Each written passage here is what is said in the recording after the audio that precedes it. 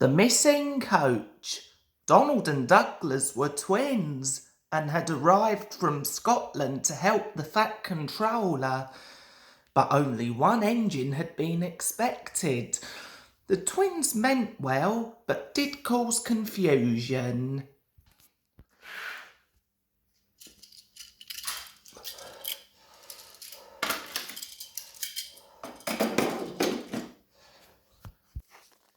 The Fat Controller had given the numbers, Donald 9 and Douglas 10. When the men went away, they were left alone in the shed. You may have noticed, Dougie, that yen patenters forgot something.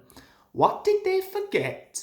They painted brawn your numbers on her tenders, but they put nine on hers. Donald winked broadly at his twin. You mean, grinned Douglas, that we can? Wish that, chuckled Donald. Heard ya wished. Here's the inspector. Now 9 and 10, smiled the inspector. I will show you to Duck. He'll show you round before you start work.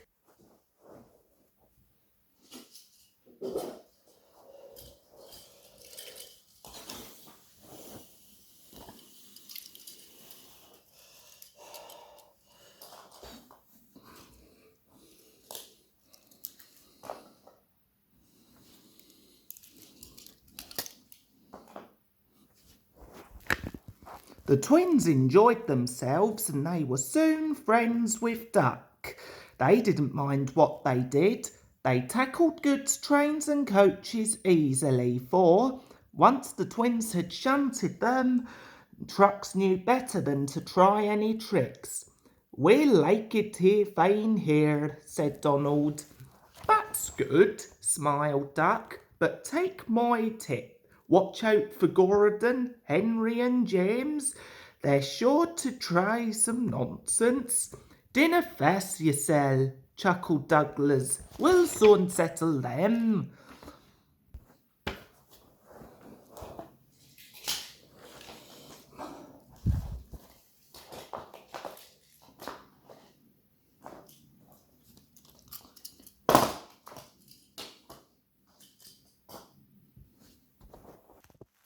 Donald and Douglas had deep-toned whistles.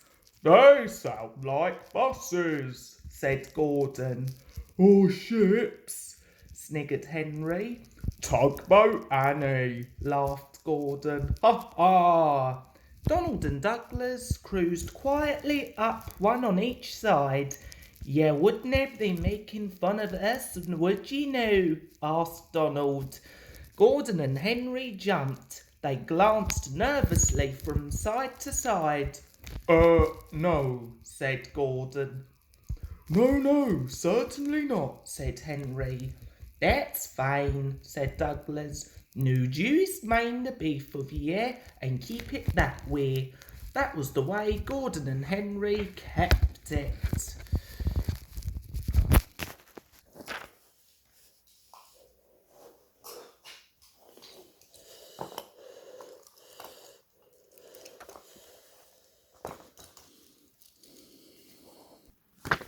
Every day, punctually at 3:30, Gordon steams in with the express. It is called the Wild Nor'Wester and is full of people from England, Wales and Scotland. There is also a special coach for passengers travelling to places on Thomas's branch line.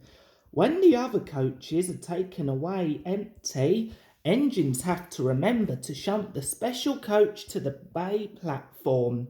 It does not wait there long. Thomas, with Annie and Clarabelle, comes hurrying from the junction to fetch it. Thomas is very proud of his special coach. One afternoon, Douglas helped Duck in the yard while Donald waited to take a goods train to the other end of the line. As Duck was busy arranging Gordon's in Donald's trucks, Douglas offered to take away Gordon's coaches. Douglas was enjoying himself when an awful thought struck him. I hope the Fat Controller Disney find out I shouldn't be here. I couldn't abide going back. He worried so much over this that he forgot about Thomas's special coach. He pushed it with the others to join into the carriage siding, then ambled along to join Donald at the water column. As they went, Thomas scampered by, whistling cheerfully. Soon Thomas came fussing.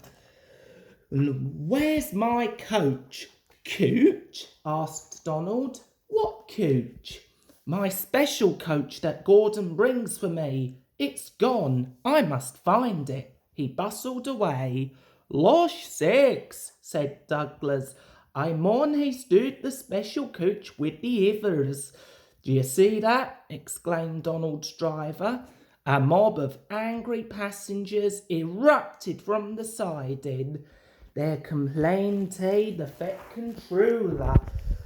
"He'll be coming here next." "No, listen," said Douglas's driver. "We'll change tenders.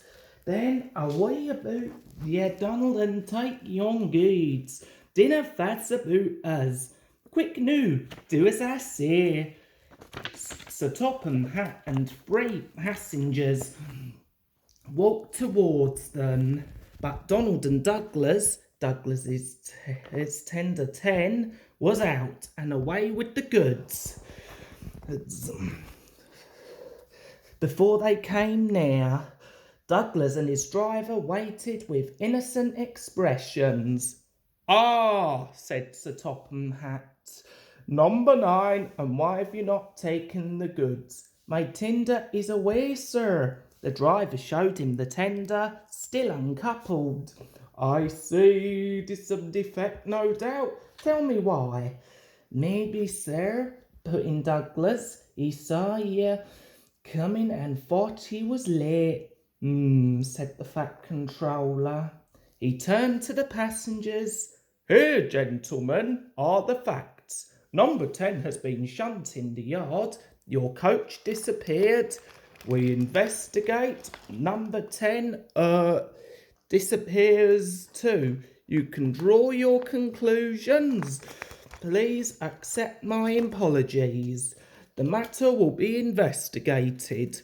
Good afternoon, gentlemen."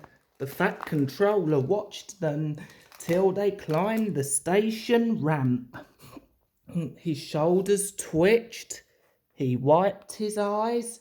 Douglas wondered if he was crying. He was not. He swung round suddenly.